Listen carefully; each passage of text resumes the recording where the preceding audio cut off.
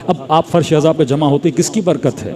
इमाम हुसैन की बरकत है। दुश्मन पूरा साल मेहनत करता है, लेकिन ये 10 दिन इमाम हुसैन आपको अपने दरवाजे पे बुलाते हैं, आपकी फ़िक्रों की निजासतों को हटाते हैं और फ़िक्र को फ़िक्र हुसैनी बना के जवान को बाहर भेजते हैं। सलवात पढ़े मोहम्मद व आले मोहम्मद।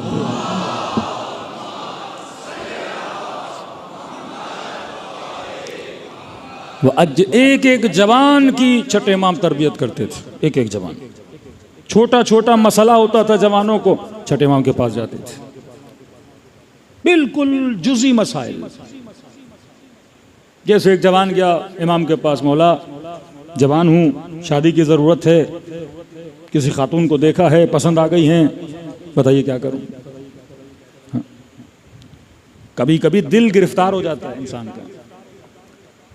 तो ये रुजू बे मासूम के, मासूम की तरफ जाओ अपने मसाइल को लेकर। इमाम ने फरमाया जब किसी चीज़ पे निगाह पड़े, वो गाड़ी हो, वो घर हो, वो इंसान हो, अच्छा लगे, रुजू अल्लाह की तरफ करो और ये दुआ करो, अल्लाहुम्मा आतिनी मिन फज़लिक, ऐ खुदा अपने फजल व करम से मुझे क्या कर, अता कर।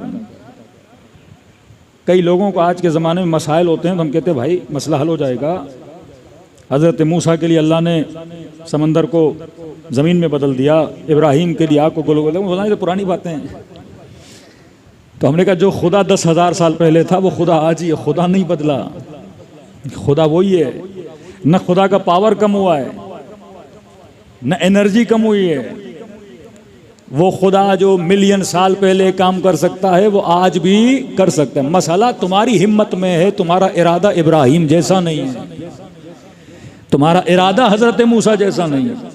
इमाम ने फरमाया जब भी कोई चीज़ अच्छी लगे तो ये दुआ करो, अल्लाहुम्मा आतिनी मिन फज़लिक, ऐ खुदा मुझे अपने फजल व करम से क्या कर, अता फरमा। दूसरा जवान आया, मौला तंग दस्त हूँ, पैसे नहीं हैं। मैं दुआ करता हूँ तेरे लिए, अल्लाह तुझे क्या बनाए, अमीर। रुजू बे मासूम, पूरे मुआशरे को एक रहबर ने अपने साथ क्या किया हुआ था, जुड़ा हुआ था। याद रखिए जब मुआशरे के लीडर में, रहबर में और अवाम में फासला आ जाता है, फिर इस फासले और स्पेस को भरने के लिए कई ऐसी कुव्वतें, ताकतें बीच में आ जाती हैं जो अवाम को लीडर से क्या करती हैं, तोड़ देती हैं। ये रब्त अगर मासूम के साथ न रहा, और मासूम नहीं आपका जो भी लीडर है, अगर लीडर के साथ आपका रब्त न रहा। तेहरान की गलियों में जब हम चलते थे तो टैक्सी ड्राइवर, मुख्तलिफ लोग रहबर मौज़म को बुरा भला कहते थे। तो हमने देखा ये रब तोड़ने की कोशिश डिश के ज़रिए से, मीडिया के ज़रिए से, न्यूज़ चैनल के ज़रिए से। किसी भी मुल्क में अगर अवाम की लीडर और रहबर के साथ वो सियासी लीडरशिप हो, वो रूहानी लीडरशिप हो, उसमें फासला डालना है तो सबसे पहले कैरेक्टर सेशन की जाती है, ताकि लोग इससे क्या हो जाएं, दूर हो जाएं। इल्ज़ामात लगाए जाते हैं, तफरका फैलाया जाता है कि उनको पता है अगर अवाम लीडर के साथ रही तो ये लीडर सबसे बड़ी ताकत इख्तियार कर जाता है और कोई भी बहुत बड़ा चेंज माशरे के अंदर ला सकता है। तो इमाम ने कभी भी अपने शियों से रब्त नहीं तोड़ा। कमौला तंगदस्त हूँ, परेशान हूँ। इमाम फरमा मैं दुआ करता हूँ। अमीरुल मोमिनीन के पास जवान आया, मौला मैं आपकी मदद करना चाहता हूँ। कभी खुदा कहता है कि मन अंसारी अल्लाह, कौन है जो खुदा की मदद करे। ये नेटवर्क का तरीका देखिए। अल्लाह समद, वो खुदा जो गनी मुतलक है, जिसे किसी मदद की ज़रूरत है ही नहीं, फिर वो कहेगा मेरी मदद करो। अमीरुल मोमिनीन के पास मौला मैं आपकी मदद करूँ। इमाम फरमाया आइनूनी बिल वरअ व ज़ुहद, ऐ जमा अगर अली की मदद करना चाहते हो तो ज़ुहद और तकवा के ज़रिए से अली की मदद करो। अपनी मदद करोगे तो इसी मदद में अली की मदद है। अच्छा घर बनाओगे, अच्छा कारोबार करोगे, यही अमीरुल मोमिनीन की मदद है। टाइम पे मस्जिद में आओगे, गुनाह से बचोगे, ये अली की मदद है। ये गिरिया, ये मजलिस, ये जवानों को जमा करके मस्जिद में बुलाना, इमाम हुसैन को क्या मिल रहा है, आपकी मदद है। ये इंसजाम पैदा होगा, वहदत पैदा होगी, जहन साजी होगी, नस्लें सही बनेंगी। मौला अली को क्या मिलना है, वो तो अपनी रिसालत पूरी कर रहे हैं। फरमाया तुम्हारी नस्लों को मदद मिलेगी। इमाम जाफर सादिक ने फरमाया मैं दुआ करता हूँ,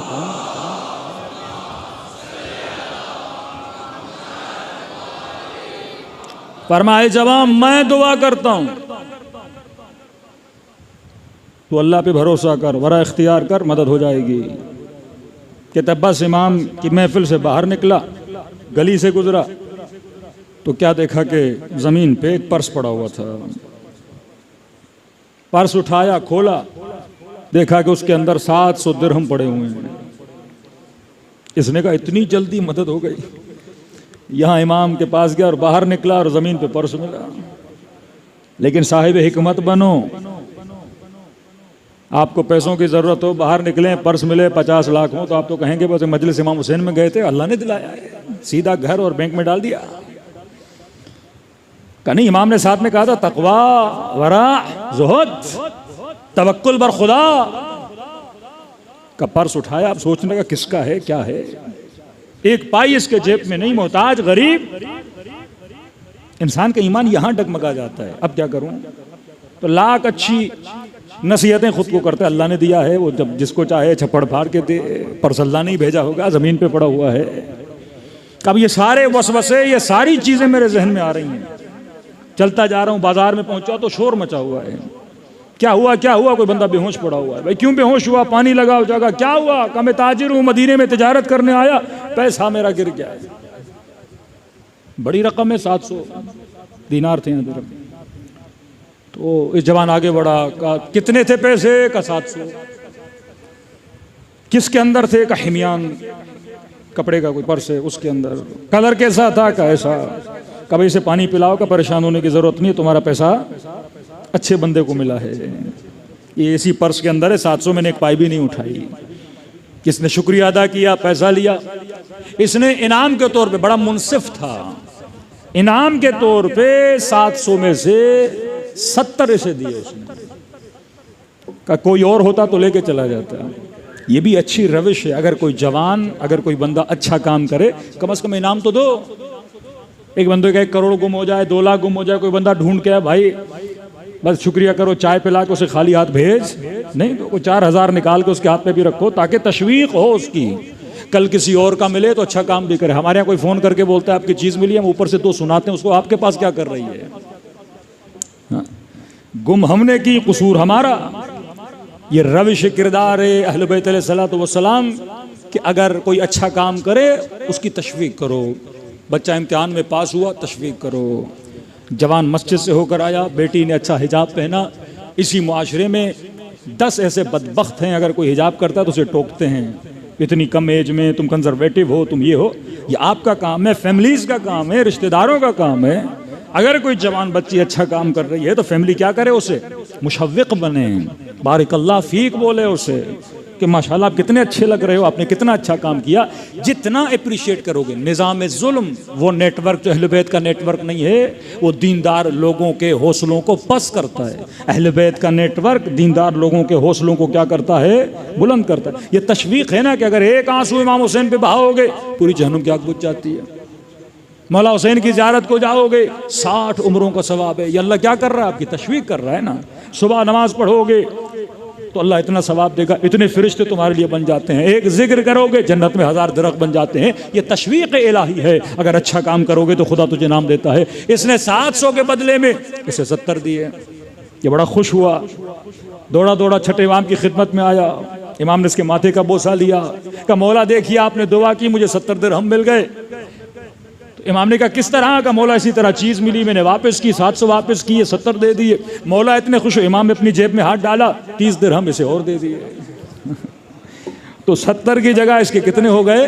100 हो गए। जब इसके 100 हुए ना, तो यहाँ छठे इमाम ने एक जुमला फरमाया। इमाम ने फरमाया अगर वो 700 का अदद 100 से ज्यादा था, अगर पहले लेता तो वो 700, अभी तेरे पास 100। लेकिन 700 में इतनी बरकत नहीं होती जितनी 100 में बरकत है, क्योंकि 700 हराम का था, 100 हलाल का है। हा? ये तशवीक अहले बैत अलैहिस्सलातु वस्सलाम, ज़हन साजी करना नौजवान नस्लों की, अपने साथ जोड़े रखा। फिर इमामों ने नुमाइंदे बनाए। जैसे अहवाज में इमाम का नुमाइंदा था एक मोमिन, बड़ा परेशान। आप यकीन करेंगे कि अहले बैत के चाहने वाले हुकूमत के अंदर इतने दाखिल हो चुके थे कि हाकिमों को भी पता नहीं था ये इमाम के चाहने वाले हैं। जिनमें मशहूर जनाब हारमदान है। मतलब जब तक हारून रहे पता नहीं। मामून नमाज जनाजा पढ़ाते हैं बड़ी शौकत, शान व शौकत से, क्योंकि इमाम ने इन्हें एक बशारत दी थी। इमाम ने फरमाया था कि कभी तुम्हारे बदन को जालिम की तलवार छुएगी नहीं, कभी तू जेल या जिंदान में नहीं जाएगा, कभी तुम्हारे बच्चे फ़कीर नहीं बनेंगे, एक शर्त पे कि जब भी हमारे चाहने वाले को कोई मसला हो उसकी परेशानी को हल करना। इसके नतीजे में हम तुझे ये वादा देते हैं। अहवाज का वाली हुकूमत में चाहने वाला इमाम का शख्स आया मौला के पास, मौला मेरे ऊपर टैक्स बहुत बढ़ चुका है, हुकूमत टैक्स लेना चाहती है, मेरे पास पैसे नहीं है, कर्जा बहुत बढ़ चुका है, आपका चाहने वाला है। इमाम ने सिर्फ एक ख़त लिखा कि ये मेरा चाहने वाला है, जितनी इसकी मदद कर सकते हो इसकी मदद करना। यह आया उस वाली के घर गया का ये ख़त है। वाली ने रात को घर में बिठाया, का कितना कर्जा है? मसले ने कहा 2-3 हज़ार का। ठीक है, ये मैं अपनी जेब से दे रहा हूँ। कितना टैक्स है? किसने हुकूमत का इतना मकरूज हूँ का सारा टैक्स भी तुम्हारा क्या किया, माफ़ कर दिया। सवारी ववारी है का नहीं, कुछ भी नहीं है का, घर में ऊँट थे घोड़े थे का, ये भी मैंने तुझे दे दिए, कालीचा था का, ये भी तुम्हें दे दिया, और पैसों की ज़रूरत है वो भी उसे दे दिया। का बस एक काम करना, जब अपने मौला के पास जाना उसे इतना कहना कि मैंने तुझे इतना दिया कि तू राज़ी हो गया, और वापसी पे मौला से पूछ के आना कि वो मुझसे राज़ी हुए हैं कि नहीं हुए हैं। ये वो निज़ाम अहले बैत अलैहिस्सलातु वस्सलाम। इस तरह से वो कला बनाए, लोगों को भेजते थे, शियों के मसाइल को क्या करते थे, हल करते थे। एक ऐसा सिस्टम बनाया जिसमें शिया के साथ क्या हो जाए, जुड़ जाए। मैंने इराक़ और ईरान की मिसाल दी। 8 साल जंग 2 मुल्कों में चले, उसकी अवाम आपस में दुश्मन बन जाती है, लेकिन ये नाम हुसैन, ये अज़ा इमाम हुसैन, ये अरबाइन और मशी इमाम हुसैन, दुनिया यकीन नहीं करती कि जो मुल्क 8 साल आपस में लड़े हैं वो एक दूसरे के पांव दबा रहे हैं। कोई किसी को पानी पिला रहा है, कोई किसी को शरबत पिला रहा है। अरबाइन पे आप जाते हो ना, सबका रंग एक होता है, नारा एक होता है। नारा हुसैन का रंग सियाह होता है, और सारे कहाँ जा रहे होते हैं, एक क़िबले और एक इमाम की तरफ, जिसका नाम हुसैन इब्ने अली है। ये नक्शा था इस नेटवर्क का कि शिया दुनिया में कहीं भी हो ये आपस में जुड़ जाए। किसके ज़रिए से जुड़े? विलायत अमीरुल मोमिनीन और नाम अहले बैत अलैहिस्सलातु वस्सलाम से इनके दिल जुड़ जाते हैं। इनकी पहचान हुसैन बने, अमीरुल मोमिनीन बने, और सब का क़िबला इमामत हो। अरबईन इमाम हुसैन एक नक्शा है ज़हूर इमाम ज़माना का कि 20 मिलियन लोग शदीद गर्मी में पैदल चल रहे हैं, पांवों में छाले पड़ गए। एक वो तबका जो जा रहा है, दूसरा वो तबका जो अतराफ में खड़े होकर इनकी खिदमत कर रहा है। ड्यूटीज तकसीम हो गई। एक वो जो इमाम की तरफ जाएगा, दूसरा वो जो जाने वाले की नुसरत करेगा, उसके रास्ते के कांटे हटाएगा, अगर बीमार है तो पाँव ठीक करेगा, अगर परेशान है तो माल देगा, अगर प्यासा है तो पानी देगा। लेकिन ये सारे कहाँ जा रहे हैं? पूरा सिस्टम कहाँ जा रहा है? इमाम की तरफ। कौन? हुसैन, जो शहीद हो चुके हैं। ट्रेनिंग दी जा रही है इस नेटवर्क को कि जब तुम शहीद इमाम की तरफ इस तरह बिलब बिलब के अतश के आलम में जा रहे हो, तब तसव्वुर करो जब इमाम ज़माना ज़हूर करेंगे तो तुम्हें इसी तरह इमाम पे लब्बे कह के जाएंगे। न कौम, न रंग, न नस्ल, आप कौन सी लैंग्वेज में बात करते हो नहीं पता। कोई पर्शियन, कोई अरब, कोई कुर्द, कोई तुर्क, कोई कहाँ से, कोई कहाँ से, कुछ अफ्रीकन्स हैं, मुख्तलिफ लोग जमा हो गए। किसके नाम पे? ज़बान एक है और वो नाम हुसैन इब्ने अली है। इस नाम ने लोगों को जोड़ दिया है। हमारे उस्ताद कुरान की एक आयत पढ़ते थे, इय्याका नअबुद व इय्याका नस्तईन इहदिना सिरातल मुस्तकीम सिरातल लज़ीना अनअमत अलैहिम। ऐ खुदा मुझे हिदायत दे और मुझे उस रास्ते पे चला जिस रास्ते पे तूने अपनी नेमतों को नाज़िल किया। तो कहते हैं अगर फिज़िकल दुनिया में ये रास्ता ढूंढना चाहें कि कोई ऐसा रास्ता दुनिया वाले हमें बताएं जहाँ पे नेमत ही नेमत हो, कि पूरी दुनिया घूम लो, वेस्ट घूम लो, ईस्ट घूम लो, यूरोप घूम लो, पूरी दुनिया 2 किलोमीटर का रास्ता भी नहीं दिखा सकती। जिस पे नेमत ही नेमत हो। लेकिन आ जाओ मकतब अहले बैत में 70 किलोमीटर का रास्ता है जिसके हर मीटर पे नेमत ही नेमत है। कोई दुनिया का ऐसा रास्ता नहीं, खाना फ्री, पानी फ्री, हर चीज़ आपको फ्री मिलती है अरबईन में। कहाँ दुनिया में इतनी सखावत, इतना ईसार मिलता है। ये नतीजा है इमाम हुसैन के ज़िक्र का, इस नेटवर्क का, कि यहाँ मुअल्लफ़तुल क़ुलूब है। अहले बैत ने आपके दिलों को क्या कर दिया है, आपस में जोड़ दिया है। अब इतना पावर आपके पास है। लेकिन कल की मजलिस में मैंने आपकी खिदमत में अर्ज़ किया, ये तब होगा जब हमारे अंदर वाहिद लीडरशिप पैदा होगी, जिसकी ट्रेनिंग आपको नमाज में दी जाती है। इमाम जमाअत, बच्चा मस्जिद में आता है, इमाम जमाअत को देखता है। पहले इंतखाब इमाम है, जब इमाम का इंतखाब कर लिया और कहा अल्लाहु अकबर, अब जो इमाम कहेगा तू करेगा, जो रहबर कहेगा तू करेगा। रहमाउ बैनहुम अशद्दाउ अलल कुफ्फार, जब काफरों के मुकाबले में जाते हैं तो इनसे बड़ा कोई शदीद नहीं, लेकिन जब आपस में आते हैं तो अरबईन हुसैनी का माहौल होता है। कोई शरबत पिला रहा होता है, कोई पानी पिला रहा होता है, कोई पाँव दबवा रहा होता है, मुख्तलिफ खिदमत में। एक मौक़ब में हम गए तो वो साहब हमें लेकर गए कि मौलाना वो देख रहे हैं टॉयलेट को बंदा साफ़ कर रहा है। मैंने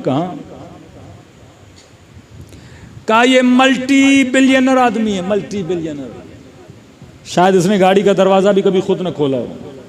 इतने नौकर, इतने चाकर, अफ्रीका का एक बहुत बड़ा बिजनेसमैन है। लेकिन यहाँ पे आ रहा है, जिन वाशरूम से में इमाम हुसैन के ज़ायरीन तहारत के लिए जाते हैं वहाँ पोछा लगा रहा है।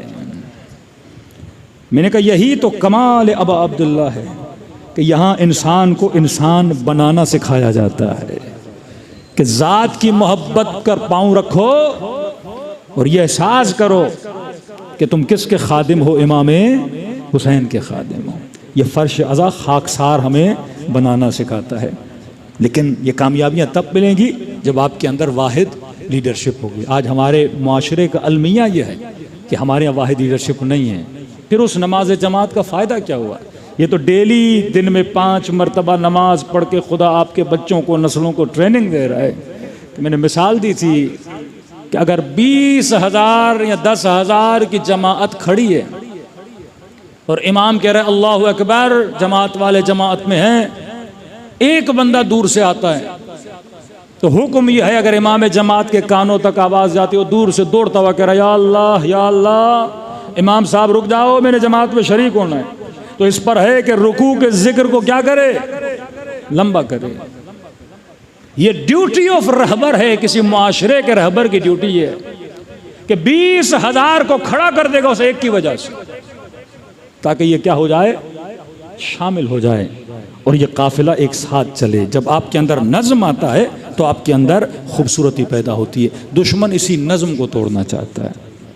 कभी नौजवान पाकिस्तान की तारीख़ पढ़ लें, आपकी लीडरशिप को किस तरह तोड़ा गया।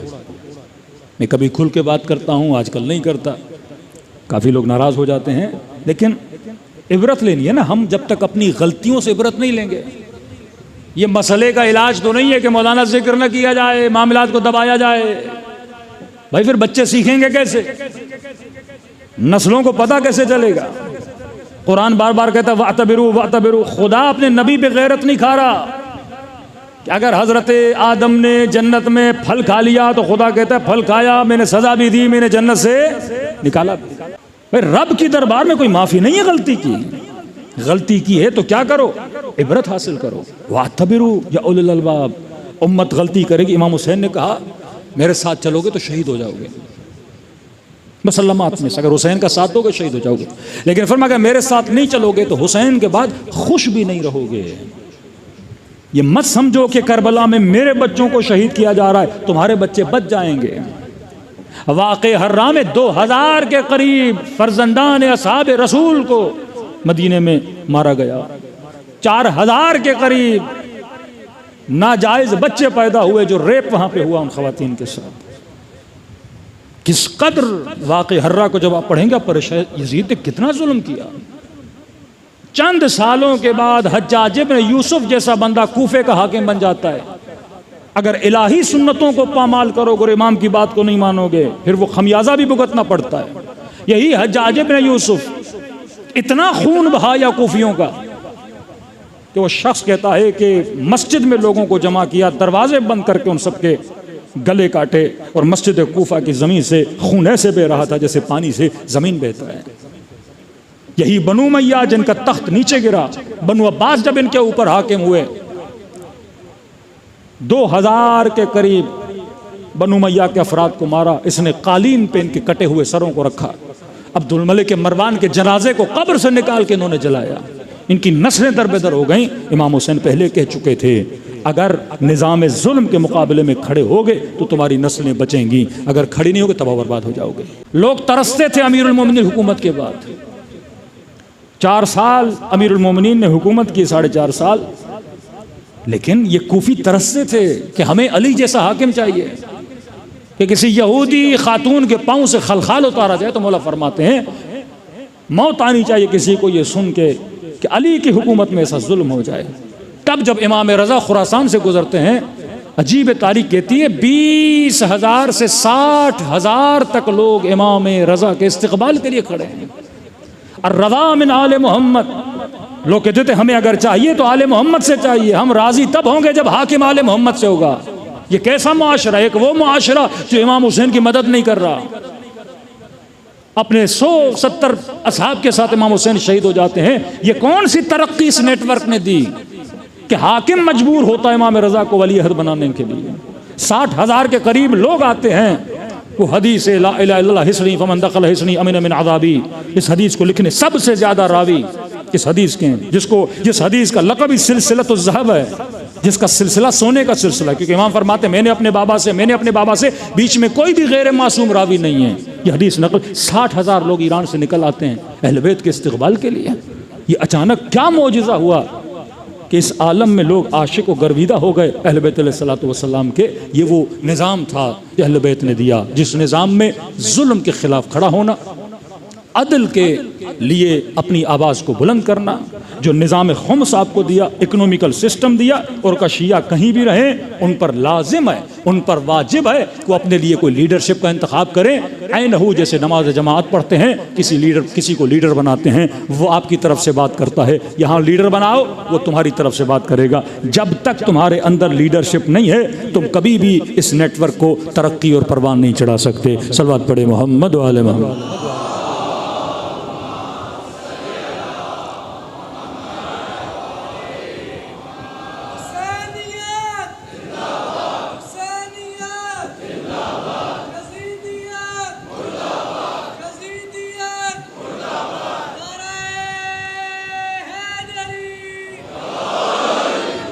जब तक हम उस निज़ाम को, उस सिस्टम को नहीं समझते, जब तक इस नेटवर्क का हिस्सा नहीं बनते, एक फुटबॉल टीम भी आप बनाते हैं, एक कैप्टन होता है।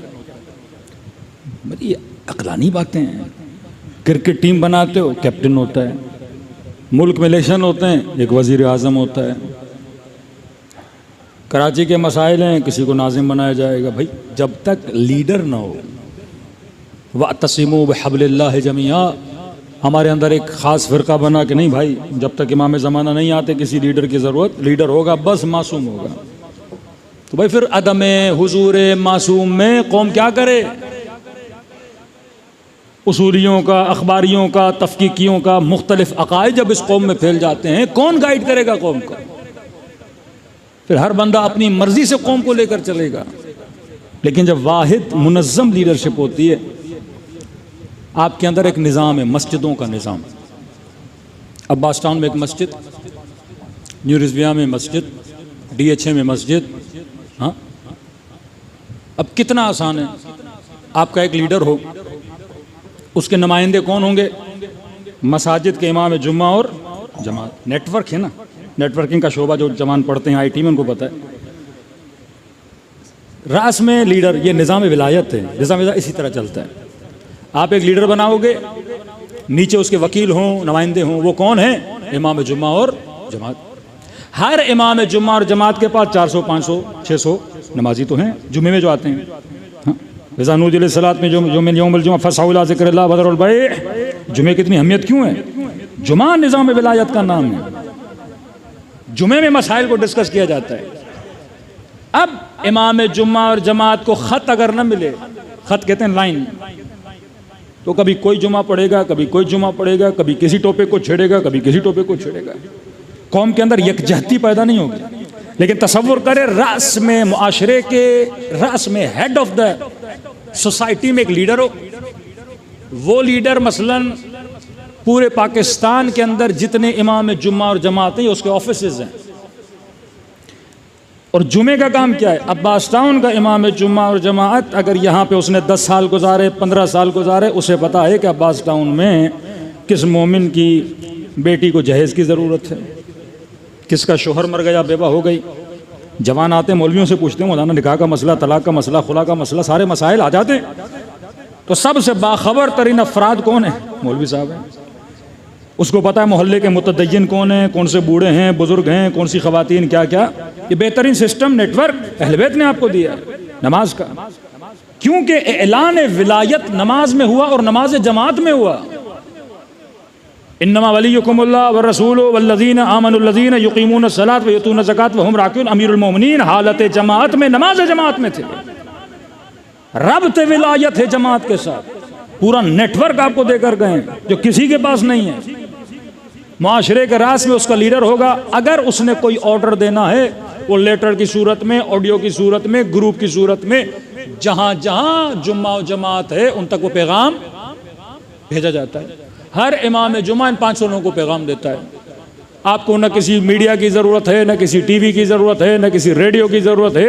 ये तो अहले बैत ने मीडिया भी दे दिया, टीवी भी दे दिया, आपको रेडियो भी दे दिया, और बड़ी आसानी से पैगाम फैल गया। निज़ाम खुम्स, इकोनॉमिकल सिस्टम। अब हर मस्जिद में 500 लोग आ रहे हैं, खुम्स जो साहिबान हैसियत उन पर वाजिब है। ये सारा पैसा जमा हो किसके पास जाए? लीडर के पास जाए। जमा कौन करेगा? यही इमाम जुम्मा और जमात, इनके पास आएगा। अब लीडर इजाज़त देगा कि जनाब आपके पास जो पैसा जमा हुआ, या अगर बजट में कमी है तो हम आपको भेज देंगे। अब आपके मोहल्ले में कोई बेवा है, सहम इमाम से उसे दिया जाए। कोई गरीब सैयद है, सहम सादात उसे दिया जाए। किसी को शादी का मसला है, मसला हल किया जाए। वल्लाह माशरे में कोई शिया फ़कीर रहेगा। अपनी बैंक्स बना सकते हैं, इमाम बारगाह इसके 2nd फ्लोर पे स्कूल बना सकते हैं। इन्हीं सहम इमाम से, सहम सादात से लोगों के मसाइल को हल कर सकते। पूरा इकोनॉमिकल सिस्टम आपको दिया। उसी निज़ाम खुम्स पे अगर आगा खानी अपनी सोसाइटी को हैंडल और मैनेज कर सकते हैं, हम क्यों नहीं कर सक रहे हैं? उन्होंने भी तो ये निज़ाम इमाम जाफ़र सादिक से लिया है ना, लेकिन अभी तक चला भी रहे हैं, मैनेज भी कर रहे हैं। आप क्यों नहीं कर पा रहे हो? क्योंकि हमारे अंदर लीडरशिप की कमजोरी है।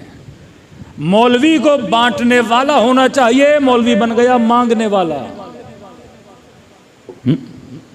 रुजू हो ना।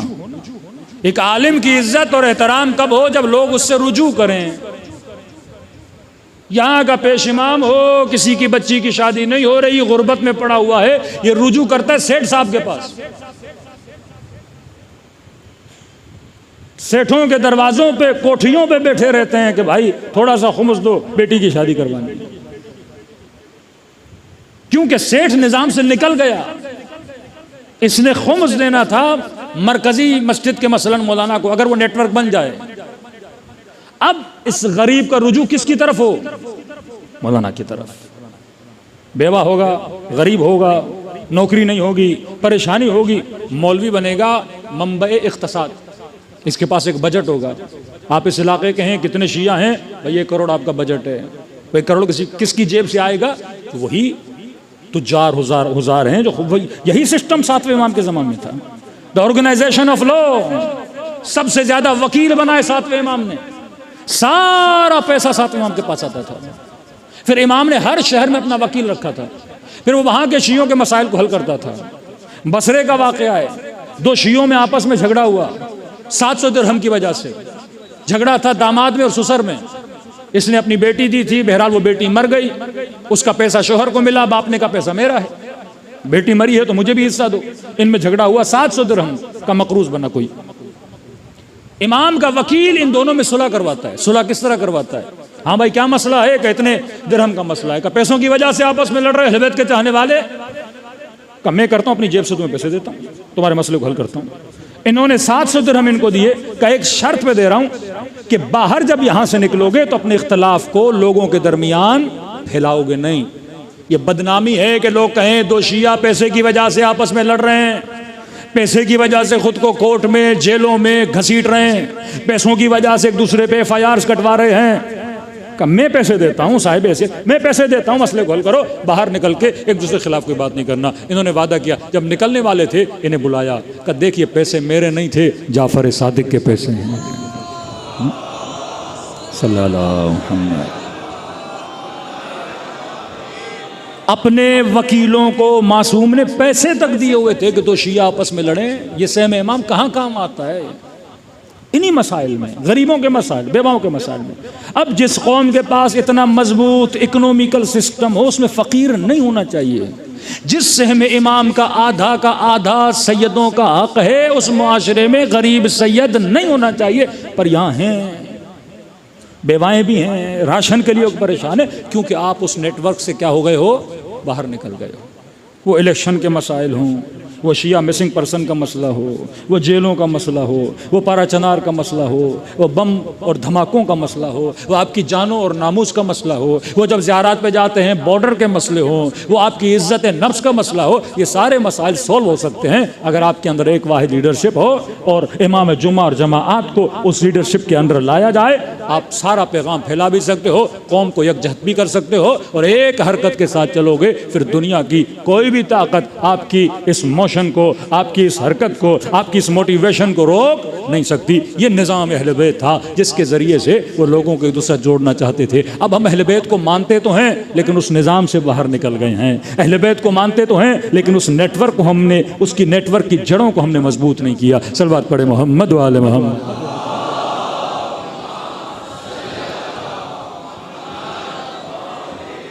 मोहम्मद व अज्जिल फरजाहुम। तभी मासूम फरमाते हैं, ऐ जवान, इस नेटवर्क के अफराद बा तक़वा, आइनूनी बिल वरा व ज़ुहद, मदद करो अली इब्न अबी तालिब की वरा और ज़ुहद के ज़रिए से। बहुत प्यारा जुमला मौलाना नहजुल बलागा में गालिबन फरमाते मन अस्लह बैनहु व बैन अल्लाह, जो अपने दरमियाँ और अल्लाह के दरमियाँ के ताल्लुक़ को सही कर दे। अनबन होती है ना लोगों की, भाई भाई से नहीं बन रहा, बहन बहन से नहीं बन रही। एक अनबन है बंदे और अल्लाह की, अपने और अल्लाह के रिश्ते को सही कर दे, अपने मामलात खुदा के साथ सीधे कर दे, तो अल्लाह तुम्हारे मामलात लोगों के साथ सीधे कर देगा। फिर कहा तू अपनी आखिरत को सीधा कर दे, खुदा तुम्हारी दुनिया को सीधा कर देगा। तो अल्लाह के साथ मामला कर, अल्लाह के साथ रिश्ता सही कर, खुदा तुम्हारा रिश्ता दुनिया वालों के साथ सही कर देगा। तो अपनी आखिरत को सही कर, खुदा तुम्हारी दुनिया को क्या करेगा, सही कर देगा। मतलब तवक्कुल बरज़ात परवरदिगार आलम। सुल्तान महमूद गज़नवी बादशाह गुजरा है बहुत बड़ा, ईरान को फ़तह किया, पाकिस्तान को फ़तह किया, बेदीन बादशाह था। तो ये जब अपने महल में जाता था तो इसके महल के बाहर दो फ़कीर बैठते थे। एक फ़कीर बहुत चापलूस था, दूसरा फ़कीर बड़ा अल्लाह का जिक्र करने वाला था। तो जैसे सुल्तान महमूद गुजरते थे, ये चापलूस फ़कीर उसकी इतनी तारीफ़ें कि सुल्तान महमूद को खुदा से भी 2 कदम आगे बढ़ा देता था। फिर बादशाह को अच्छा लगता था, इसको 4 अशरफियाँ दे दी, 4 पैसे दे दिए। वो दूसरा फ़कीर था, वो कोई तारीफ़ वारीफ़ नहीं करता था, वो बस अल्लाह का जिक्र करता था। तो इसने कहा बदबख्त तू भी 4 तारीफ़ें कर ले, 4 सिक्के तुझे भी मिल जाएंगे। इसने कहा नहीं, देने वाली ज़ात रब्बुल आलमीन की है, ये बंदों से मुझे क्या मिलेगा, मैं अल्लाह की तारीफ़ करता हूँ। तो वो हमेशा इसको टोकता था। तो किसी ने सुल्तान महमूद को बताया कि जनाब ये फ़कीर आपकी बड़ी तारीफ़ करता है। वो कहता है सुल्तान महमूद कौन होता है देने वाला, ज़ात देने वाली किसकी, अल्लाह के, और जहाँ से चाहे अल्लाह अता कर सकता है।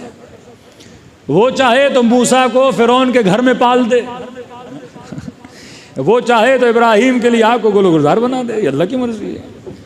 सुल्तान महमूद का अच्छा, इसका ये है कि सुल्तान महमूद कौन होता है। अब मैं इसे बताता हूँ रिज़्क़ देने वाला कौन है, रोज़ी देने वाला कौन है, सुल्तान महमूद है। अपने बोरची को कहा कि मुर्गा तैयार करो, काटो वाटो, अच्छा सा मुर्ग बनाओ। उसने मुर्ग बनाया और मुर्गा तैयार हुआ।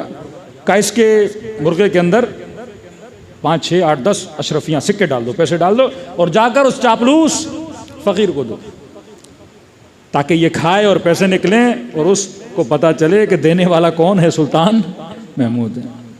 तो ये लेकर आया और उस फ़कीर को दिया। वो चापलूस बड़ा था, तो जब फ़कीर को दे के चला गया तो इससे पहले कि फ़कीर के पास मुर्गा है, उससे पहले उसको कोई चरगा देकर गया था।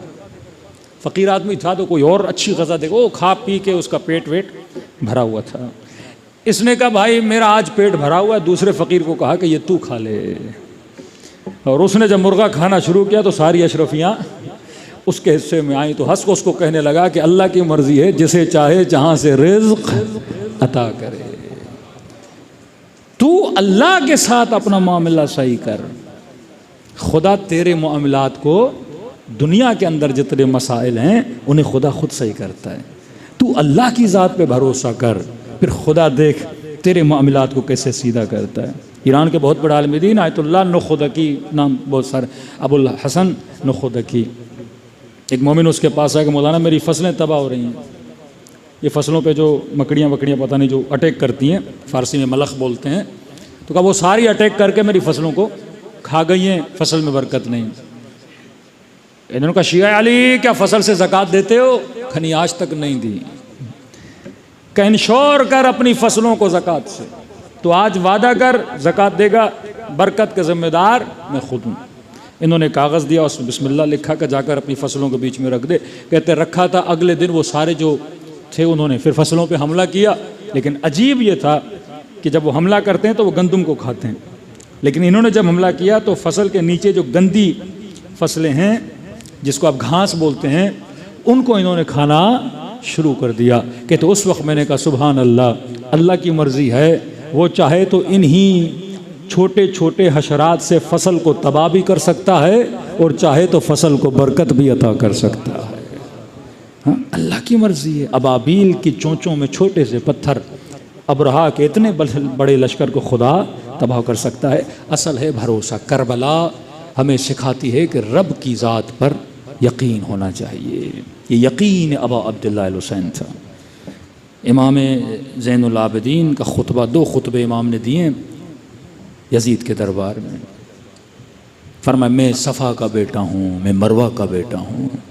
शामी फसाहत इमाम ज़ैनुल आबिदीन को देख के ज़ारो क़तार रोने लगे। जब अज़ानें आई तो कहा यजीद ये बता, जिस मोहम्मद का नाम ले रहे हो तेरा नाना था या मेरा नाना था? वो लहजे ज़ैनब के हाथों में रस्सियाँ, लेकिन अल्लाह की ज़ात पे यकीन इतना कि यजीद खुदा पे डाल रहा था कि ज़ैनब तेरे साथ जो किया तेरे रब ने किया। फरमाया मा राए तो इल्ला जमीला, ज़ैनब ने खुदा से हुस्न के अलावा कुछ भी नहीं देखा। का आधी रात का वक्त था, इमाम ज़ैनुल आबिदीन की आँख खुली। क्या देखा? पुप्पी ज़ैनब बैठ के नमाज़ पढ़ रही हैं। फरमाया पुप्पी अम्मा, जब मैं कहता हूँ ना ज़ैनब फ़क़ीहा हैं, शरीयत शनास हैं, शागिर्दे अमीरुल मोमिनीन हैं, फ़िक़ह शनास हैं। शरीयत में है कि जब तक कोई तकलीफ़ नहीं बैठ के नमाज नहीं पढ़ सकते। फरमाया पुप्पी अम्मा कोई बदन में तकलीफ़ है? मैंने पूरे सफ़र में भूख में प्यास में रस्सियाँ बंधी थी, पर आपको मैंने बैठते हुए नमाज पढ़ते हुए नहीं देखा। फरमाया सज्जाद मेरे लाल, जिंदान में खाना बहुत कम आता है, मैं खाना बच्चों में तकसीम करती हूँ। अब बदन में ताकत नहीं कि मैं खड़े होकर नमाज पढ़ूँ। ये रब्त नमाज और रब्त विलायत है। इतने ताजियाने मारे गए कि बदन पे पड़ा लिबास बदन के जख्मों से मिल चुका। ये है आशिकान परवरदिगार आलम। ये सुफ़रे हुसैन इब्न अली है। आओ इस सुफ़रे से जो रिज़्क़ लेना है वो उठाओ, दिलों को करबला ले जाएं। मिडनाइट का वक्त है, नीमे शब कहते हैं, बड़ी रूहानियत का वक्त होता है। मलाइकतुल्लाह नाजिल होते हैं, दिल परवरदिगार आलम से जुड़ जाता है। इससे मजबूत रब्त क्या होगा कि हम हुसैन के ज़रिए से खुदा से जुड़ें। ऐसे सलाम करें जैसे ज़ैनब ने भाई को किया, जैसे सकीना ने अपने बाबा को किया। अस्सलाम अलाल हुसैन व अला अली इब्न